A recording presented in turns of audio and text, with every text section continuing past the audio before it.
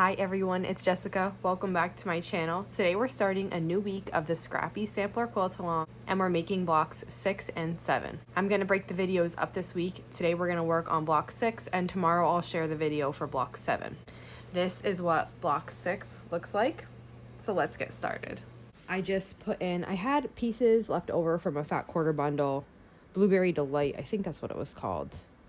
And a lot of that is in here, but then I pulled some other colors that I thought would look good with it. There's some like 30s inspired ones, really anything that I thought kind of had the same feel that I was looking for. I don't have a lot of creams in here. I only have a few left over from that one fat quarter bundle. This is from a different one, and I want more variation in my creams. So I started looking today and I came up with a few. This is some yardage that I have of an older Lori Holt print. So I'm going to use that. It's like the right color. I like how this looks. It kind of matches these other background prints. It looks really nice. So I'm going to use that. I have a fat quarter bundle. This collection's called Feels Like Home. It's by Amber Johnson of Gigi Symbol. And these are the colored, and then these are all the low volumes in it. Really beautiful collection. I've had it sitting here by my workspace since I got it, and I just haven't used it yet. I'm considering pulling these out of it.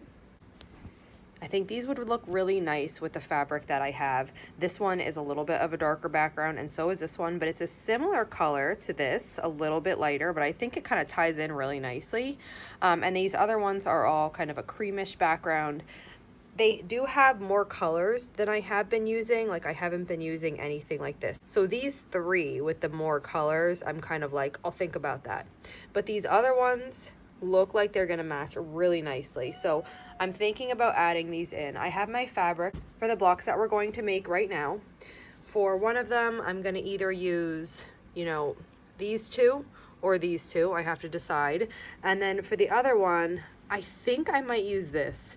This is a Ruby Star one, and I think this is really fun because it has this little like 3D element. This is from a Warp and Weft collection, and I do really like it. I think that little 3D element is pretty fun. So I think I'm going to use that. I'm going to get my pieces all cut out and then we'll get started. Our first block is made entirely of half square triangles, and we do need quite a few. I've already made the smaller ones. We need 20 of these, and this is what they look like. I still have to trim all my overhangs, but I will do that. We do also need one large half square triangle. And again, the pattern to this block is below in the description. You can download that PDF, and then you'll have the instructions on how to make this block and the other one that we're making today. For this large half square triangle, I make it exactly the same as I make the small. I matched up the corner, and then I made sure the sides are matching, and then we'll start sewing here. And then you do it exactly the same way. You can finger press or use an iron here, whatever you're more comfortable with. Just like you made a smaller one, you have to come to the corners and just trim the overhang. And after you've made all your half square triangles, you're ready to start assembling. Usually when I make this block, I lay everything out just so that I know that I'm not making any mistakes in the placement. For this one, like so many others, if you turn the half square triangles a different way, the block doesn't turn out exactly how it's intended to turn out. So I usually just take my pieces and I lay them out, and then I'm just like literally looking back and forth at my pattern the whole time and making sure that these half square triangles are in the correct position. So the first thing to do is take the half square triangles on one side of the block and then assemble them. So right now I'm just going to remove this, and then we're going to take these half square triangles and just turn them. And we're going to sew these together in a line.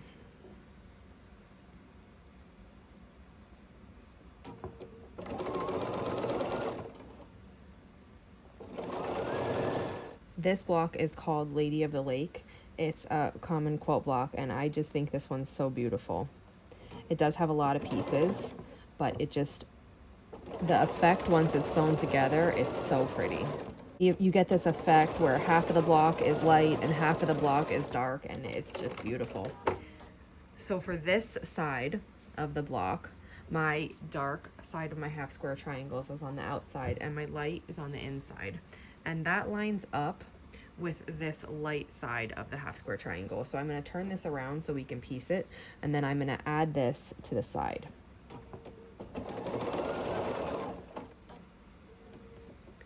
After that's sewn together, this is what it looks like. And then we need to sew the other side of the block on. So we need 4 more half square triangles. These ones are placed with the dark going inside, because here our lights are matching up, and on this side our darks are going to match up.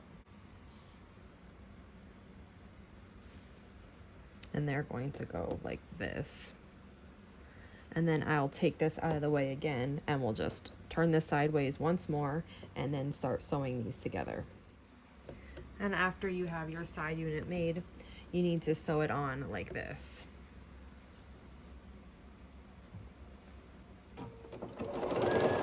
And now we have the middle of the block assembled. We need to add a top row and a bottom row. For the top row, I'm going to start sewing my pieces together. The orientation of the half square triangles in this is the dark on the top and the light on the bottom, and actually the bottom row is made exactly the same. And you need to sew 6 in a row for both the top and the bottom. So here is one of my rows, and you can see that if I take this and put it on the top just like this, the lights match up. But if I take this same piece and put it in the bottom in exactly the same orientation, don't flip it around or anything, the darks match up. So both our top and the bottom and the side, it works like that for the sides too. They match up perfectly. So I'm going to sew this onto the top. I'm going to put it onto the light side first, and then make another one of these, and it will go and match up to the dark side. Now I went ahead and I sewed another one onto the top, and you can see now we have our block. So what's so pretty about this block is, you know, one half of the block is dark and one half of the block is light. It reminds me kind of a reflection, and it is a beautiful block. So that wraps it up for block 6. If you have any questions on how to make this block, just let me know. And if not, I'll see you back here tomorrow for block 7. Thanks for following along.